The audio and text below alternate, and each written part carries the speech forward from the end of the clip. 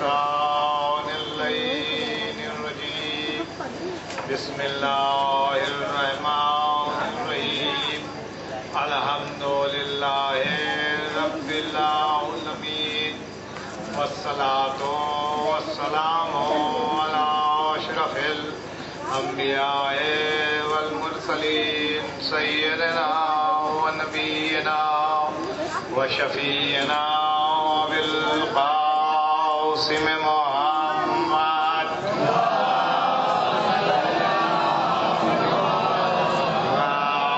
وآله الطيبين الطاهرين المعصومين أما بعد فقد قال الله سبحانه تبارك وتعالى في كتابه المبين وهو أصدق القائلين وقوله الحق بسم الله الرحمن الرحيم فليضحكوا قليلا وليبكوا كثيرا صلوات.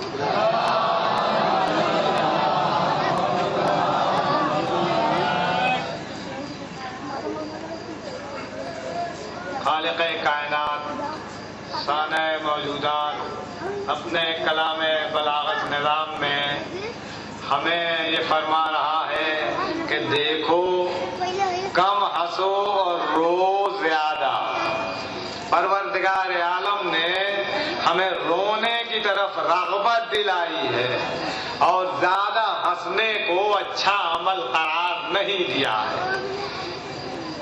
اب سوال یہ پیدا ہوتا ہے کہ آیا رویا کیوں کر جائے, کیسے رویا جائے؟ کیا کوئی حکم دینے والا حکم دے, کہنے والا کہے یبکو اور ہم رونے لگیں؟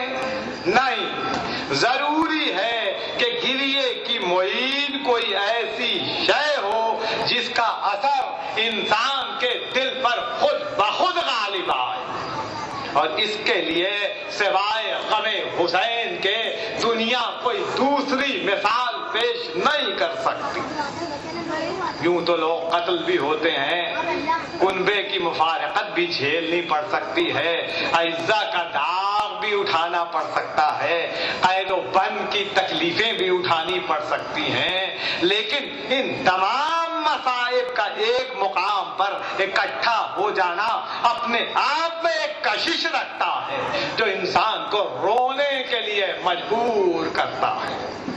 وہ انسان ہی نہیں جسے رونا نہ آئے, جس کا دل نہ پسیجے.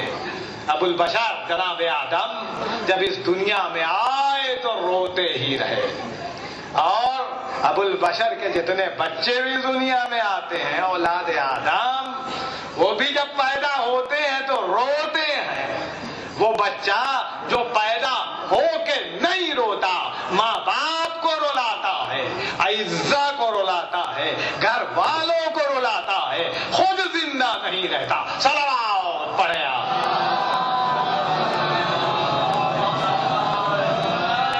رونا ایک فطری عمل ہے جو انسان کے دل پر خود بخود طاری ہوتا ہے. شقاوت سے نفرت اور مظلومیت سے موامست عین فطرت ہے. وہ انسان ہی نہیں کہ جسے رونا نہ آئے, جس کا دل نہ پسیجے. ہر انسان روتا, لیکن رونا ایسا ہونا چاہیے کہ اس کی اللہ بھی تعریف کرے. خدا کے جتنے برگزیدہ بندے تھے, خدا کے جتنے خاص بندے تھے, وہ سب ہمیشہ روئے. جناب آدم روئے, نوح روئے, نوح داؤد کا واقعہ تو آپ جانتے ہی ہیں. جناب یحییٰ, جناب یعقوب, جناب موسیٰ, جناب عیسیٰ, جتنے پیغمبر تھے اگر ان کی تاریخ اٹھا کے دیکھیں سب آپ کو روتے نظر آئیں گے.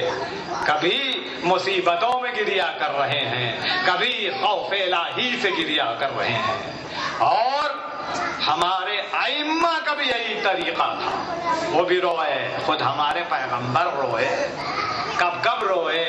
جب نواسہ آغوش میں آ گیا اور کربلا کی مصیبت یاد آ گئی، روئے پیغمبر اسلام اور بار بار سمجھاتے تھے، دیکھو حسین پر رونا بہت ضروری ہے، جو حسین پر روئے گا اسے جنت ملے گی۔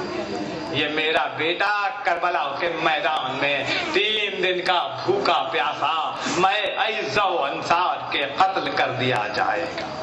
جب سیدہ نے سوال کیا تھا، بابا میرے لال پر کون روئے گا، کون ماتم کرے گا، تو رسول نے یہی جواب دیا تھا کہ پروردگار ایک ایسی امت پیدا کرے گا خاک سے کہ جن کے دل نورانی ہوں گے اور وہ تیرے لال کے غم میں روئیں گے، وہ آنسو عزیز نہ کریں گے تیرے لال، آنسو بہائیں گے، روئیں گے، کریا کریں گے اور تجھ سے جنت لیں گے۔ اور یہ سلسلہ نسلاً بعد نسلاً جاری رہے گا۔ اور عزیزو، ہم وہی امت ہیں کہ جب ہلال محرم نمودار ہوتا ہے تو ہم فرش عزائے حسین پر بیٹھ جاتے ہیں، روتے ہیں، گریا کرتے ہیں۔ محرم گزر گیا، چہلم نزدیک آ رہا ہے، ہمارا رونا نہیں رکتا۔ عزیزو، وہ شب آ گئی کہ رات بھر آپ نے ماتم کیا، رات بھر آپ روئے۔ کیوں روئے؟ کیوں ماتم کیا؟ کس کا ماتم تھا؟ حسین کی 4 برس کی بچی سکینہ، جسے حسین نے بڑے لاڈ سے پیارا پالا تھا، بڑے نازوں سے پالا تھا۔ پہچانتے ہو اس بچی کو؟ ارباب مقاتل نے لکھا ہے کہ جب شب عاشور آئی، امام کے پاس 120 خیمے تھے اور سکینہ امام کی عبا کا دامن پکڑے پکڑے پیچھے پیچھے جدھر جدھر حسین جاتے تھے، سکینہ پیچھے پیچھے جاتی تھی اور حسین کہتے تھے، بیٹی سو جا، آج کے بعد تجھے سونا نہیں ملے گا۔ اور جیسا حسین نے کہا تھا وہی ہوا۔ ارے باپ کے بعد سکینہ کو سونا نہیں نصیب ہوا۔ کبھی کانوں سے گوشوارے چھینے گئے، کبھی کرتا جل گیا، کبھی ہائے بابا کی صدائیں بلند کرتی رہی، کبھی گھوڑے میں باندھ کے دوڑایا گیا، کبھی ننگے ناقے کی پشت پر سوار کیا گیا، کبھی بچی راستے میں گر جاتی ہے۔ ہاں، سکینہ پر کتنے مصائب تھے۔ ہاں زادارو، سکینہ کا غم ہے، سکینہ کا ماتم ہے۔ یہ بچی حسین کے سینے پر سونے والی تھی، جب حسین سے رخصت ہو رہی تھی یہی تو کہا تھا، بابا میں تمہارے سینے پر سویا کرتی تھی، اب کس کے سونے پر سوؤں گی، اب کس کے سینے پر سوؤں گی؟ کہا بیٹی اب یتیموں کا طریقہ سیکھ لو، یتیم زمین پر سویا کرتے ہیں، تمہیں بھی زمین پر سونا ہوگا۔